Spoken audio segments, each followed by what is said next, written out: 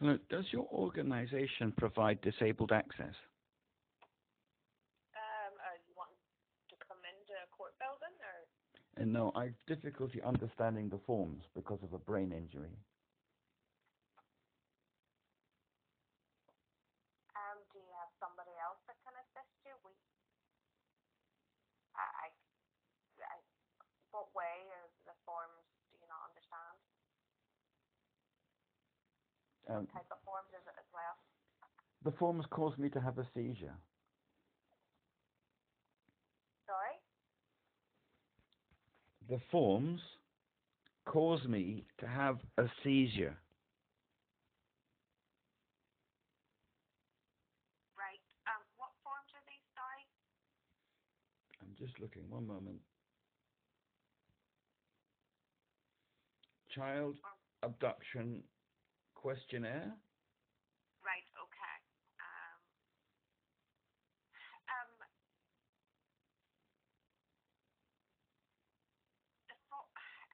I think you might need somebody to assist you at home to complete the forms, because it's hard to advise over the phone. The forms are straightforward enough. They're just asking for... Well, I've got my form here in front of me. I completed it on the 1st of September. It is now 8 days later on the 9th of September. And bear with me. I've got a letter here saying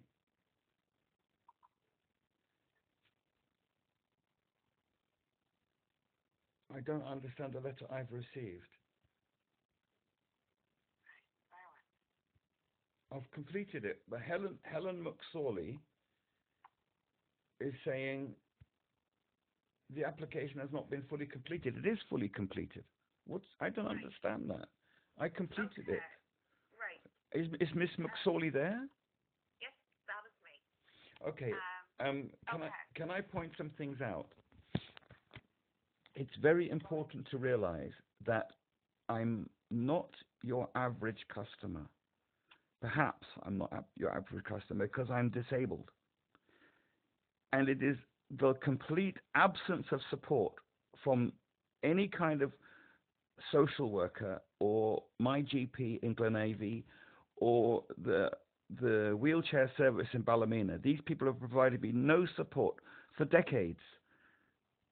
This is why I had to get a guardian or a controller. And the controller got no support. They got no training to be able to look after me.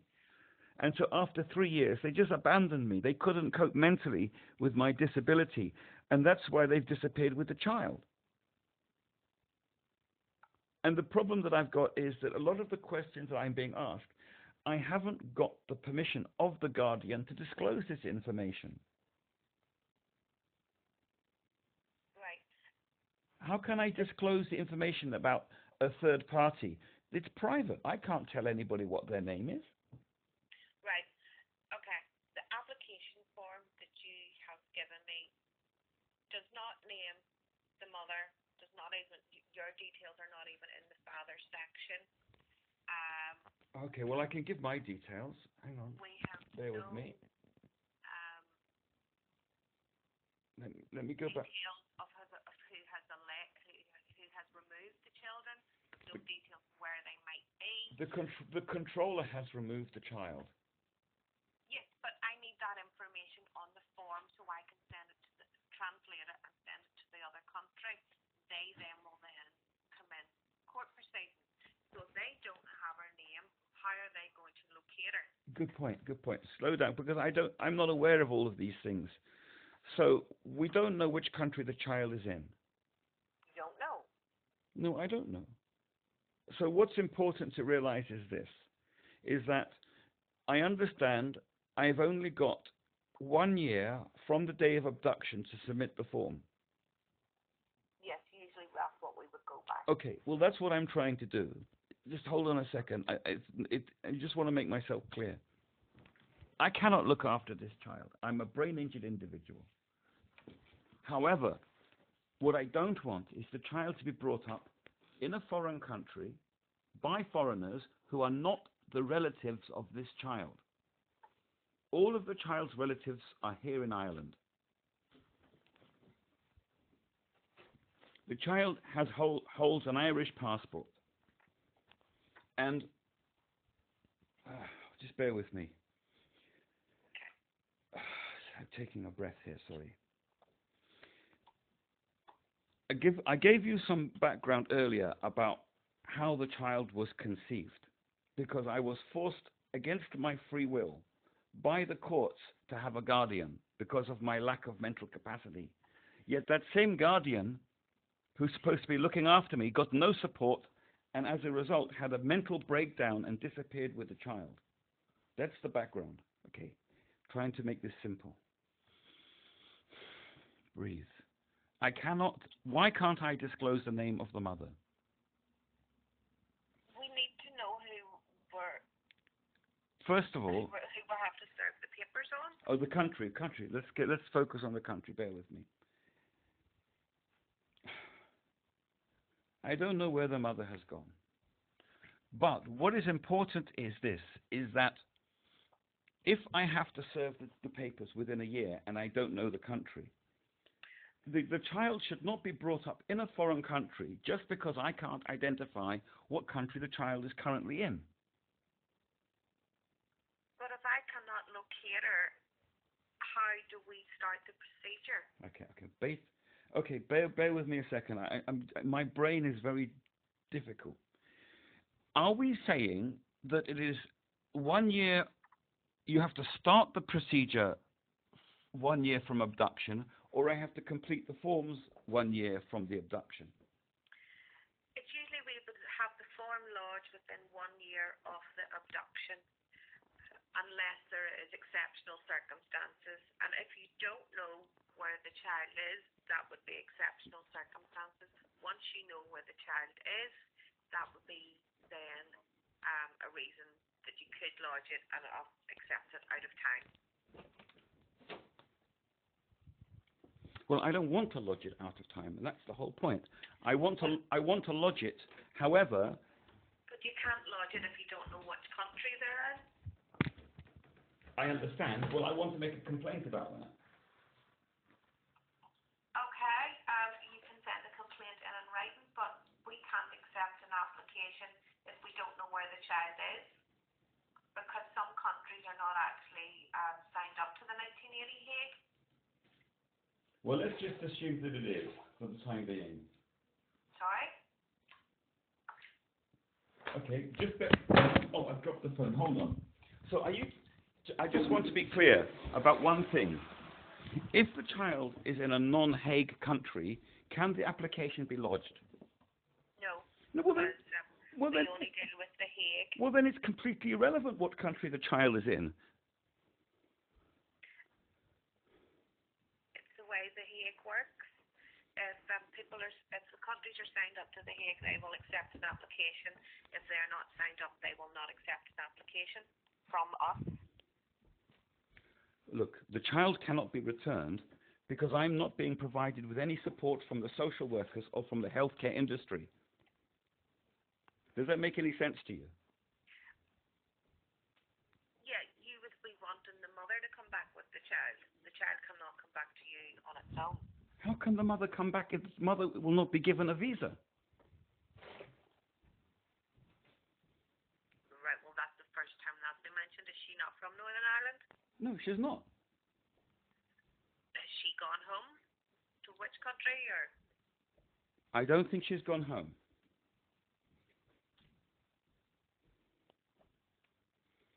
But the problem is, okay, let me put it this way.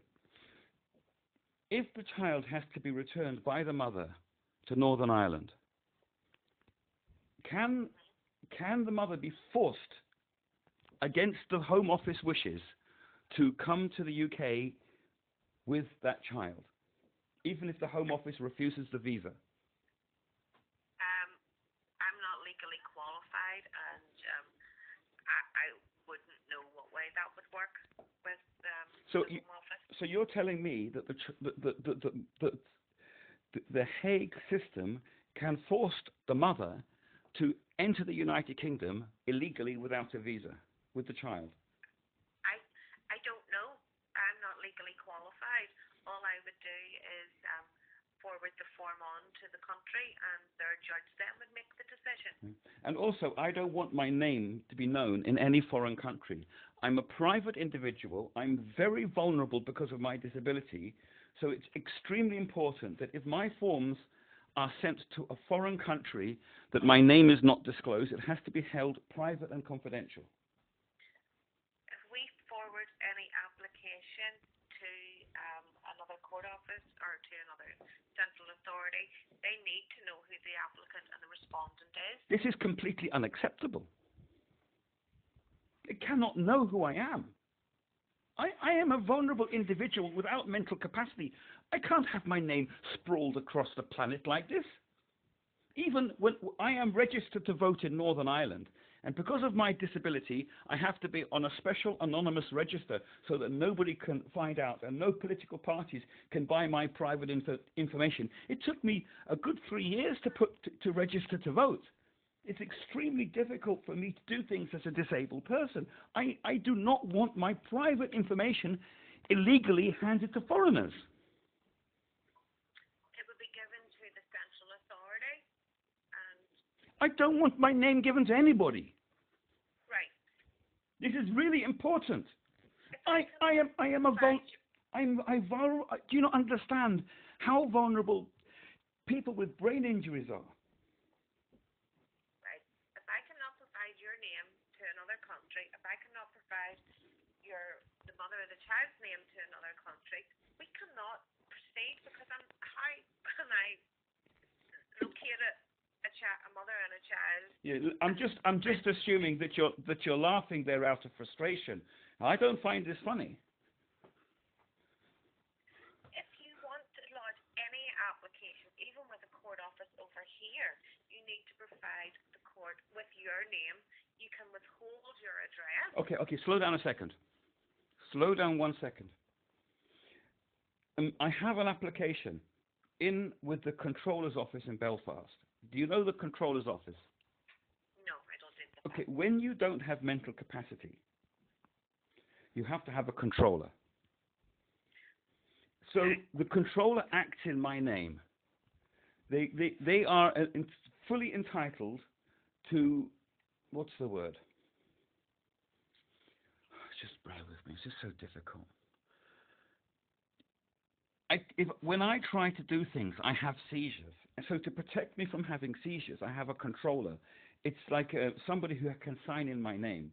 So can I put the controller's name on the form because they are the person who's acting for me in my capacity?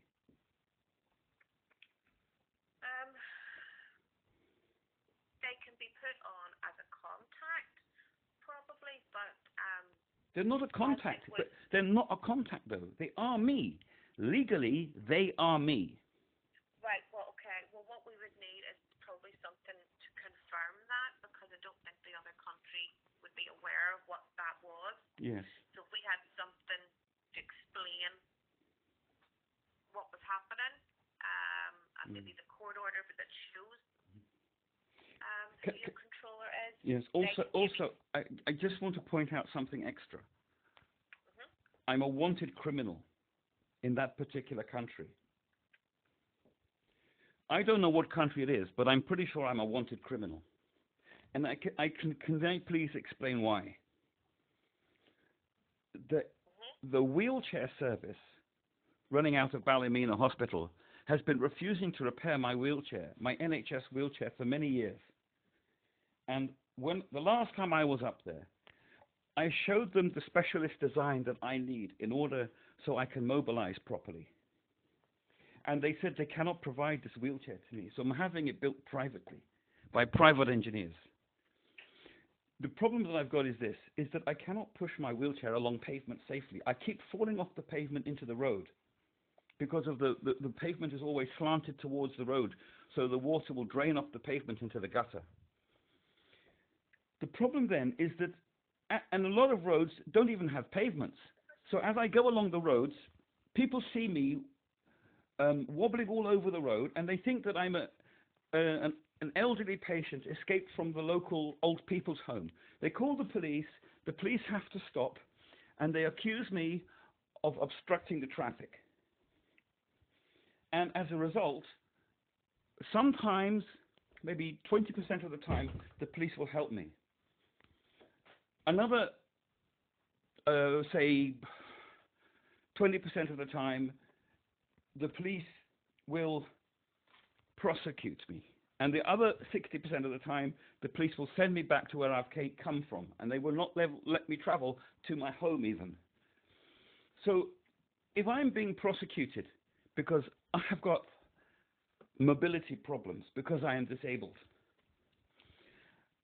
I am even more vulnerable. I do not want a foreign power in a language that I don't understand knowing my name on a piece of paper so they can then subsequently target me for not attending prosecution hearings in the court.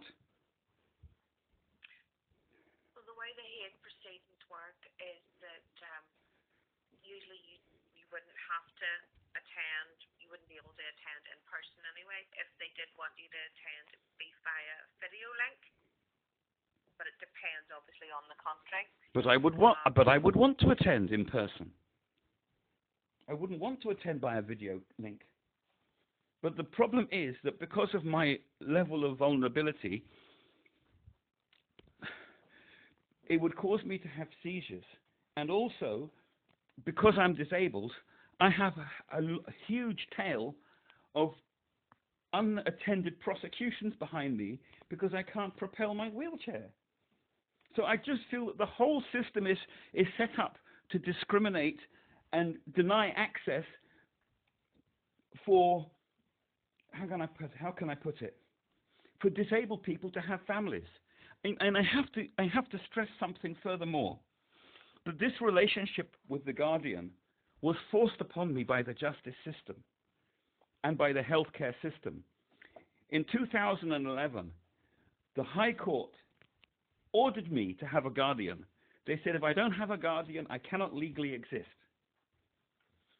And so for many years, I tried to work with the social workers to get this guardian.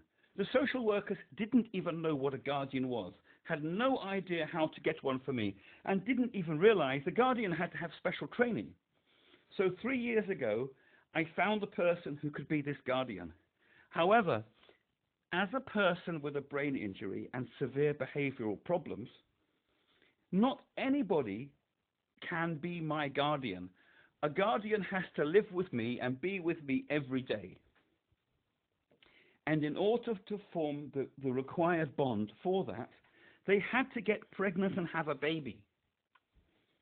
So the baby became an intricate part of my medical treatment, my cerebral orthotic support, whereby part of my brain exists, part of the function of my brain exists in the brain of another human being as orthotic support, cerebral orthotic support. But they couldn't cope because they had received no training from the healthcare system. So that's why they disappeared with the baby, because they couldn't cope mentally trying to look after a person with a brain injury. So there is some background about what is going on here. I cannot possibly look after this child on my own. And you're saying that the guardian should be forced to return to Northern Ireland against what the Home Office wants? Well, no, because that was the first time you mentioned that she's no right to be here. She has got a right to be here. She's the mother of a British child. Don't speak like that, please. The child is Irish, is British. It has a right to, the mother has a right to be here. The only problem is that we can't organize those papers. How can we possibly organize papers against an institution that completely detests foreigners and completely detests disabled people? Right, well, I don't actually know your situation. You said that she cannot, the Home Office is stopping her from being here. So is that did that contribute to her reasoning for leaving as well? No, no, no, no, no. Let me get the reason why she left. Okay. First of all, you have to understand what cerebral orthotic support is. Cerebral orthotic support is when you share part of your brain use with another human being. Now, I'm not a homosexual, and I have to have that with somebody of the opposite sex so that you can then have a baby and form the bond. And when we went to the hospital to have the antenatal health care, the hospital refused to acknowledge that the controller, the guardian, was part of me. They did not have any formal method of acknowledging this form of cerebral orthotic support. So they sent a bill of £12,500 for antenatal care, which we couldn't afford.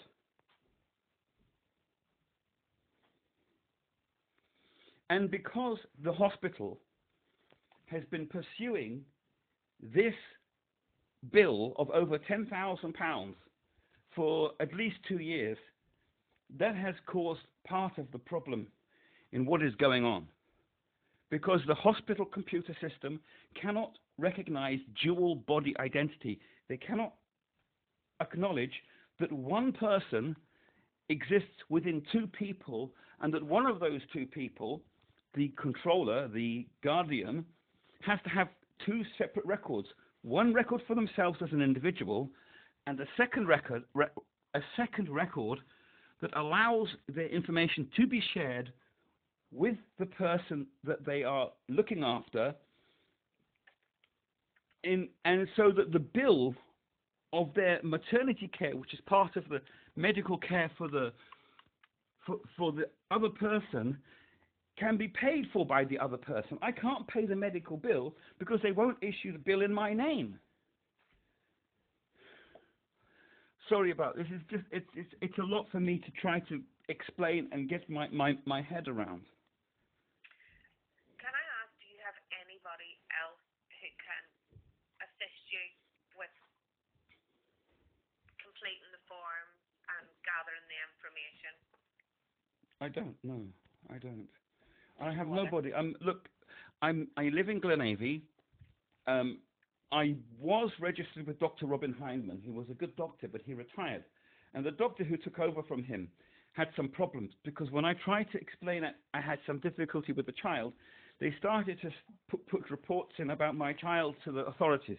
And so I ended up deregistering. And so my medical file was sent to the BSO in Belfast.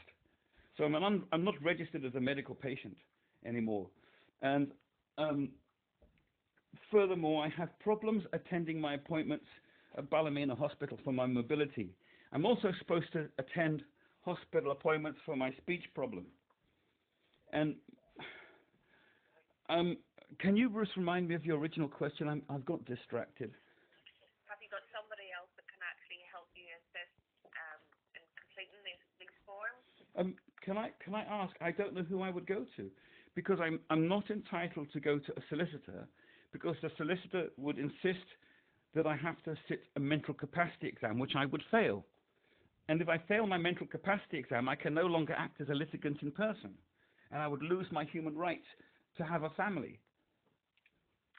Have you any friends that can assist you? No, because you have to understand, as a brain-injured person, nobody wants to have anything to do with me. I'm a complete embarrassment and a disgrace. I'm extremely antisocial and unaesthetic. I can't even wash myself.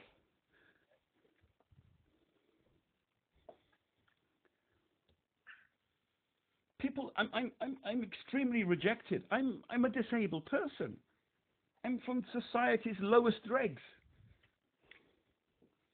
Right. You see that email I sent you? Yeah. If you hit the parts that are missing, even if you provide me with the details for each bit, I can type up the form and post it out to you, and you can sign it and send it back.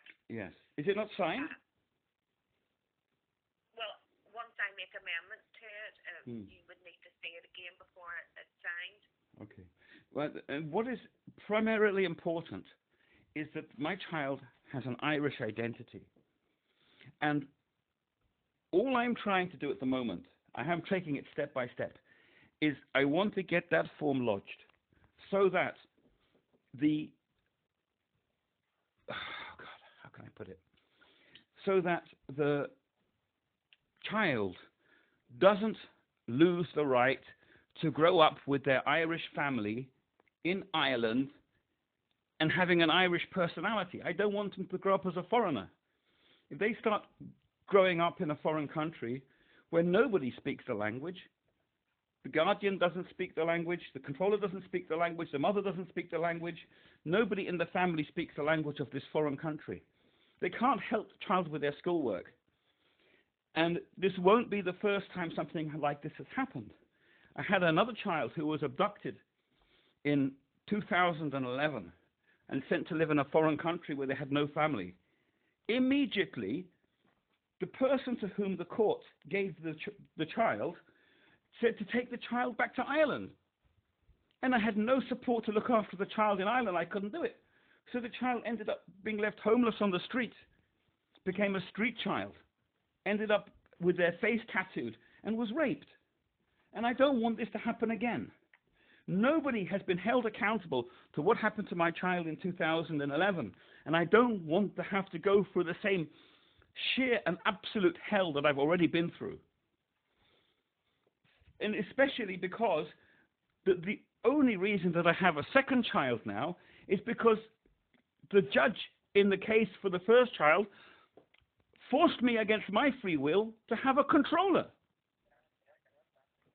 Without any regard to my medical needs whatsoever, he forced me against my free will into this relationship.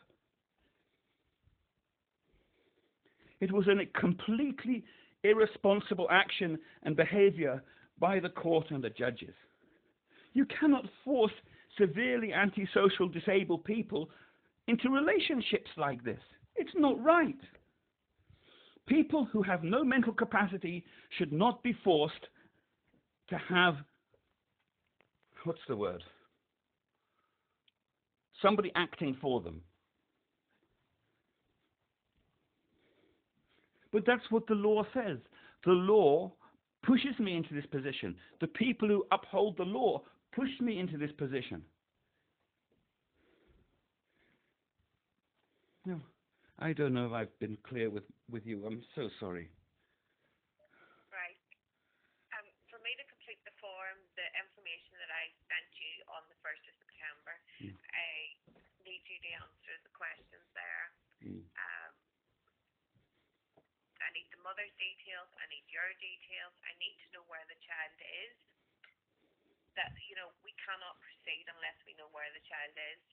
And then we need a bit of background information and what, on the form. And what's really important, which I have omitted to tell you, is that the mother is the only person capable of looking after that child. It cannot possibly look after that child. It is really important not to make any problems for the mother, get any other disturbing government organizations involved. She has to be in a relaxing environment so she can do the best she can for this child. She's in a country where she doesn't speak the language, where she's got no family for support. And if I cannot possibly travel there. I have tried traveling in my wheelchair. I've had accidents, and I've got into trouble with the authorities, with the police, with the justice system. It is just not right that I should have to do this. It is dangerous, and it's irresponsible, and it is not medically appropriate. If I have to go there, I have to go with a carer, and I can't even find a suitable carer, a person who will keep me safe. Nobody like that is available. It's going to cost a lot of extra money, and a lot of extra planning is required. Right, well, sure. If you can get me that information, yes. And then we can see if we can proceed. Yes, exactly. And I really appreciate giving your time. You're a busy person, so thank you so much for speaking with me on this issue. I would try to provide a response with as much information as I can. Thank you, Miss, I'll read it here, McSorley. Yes. Thank you.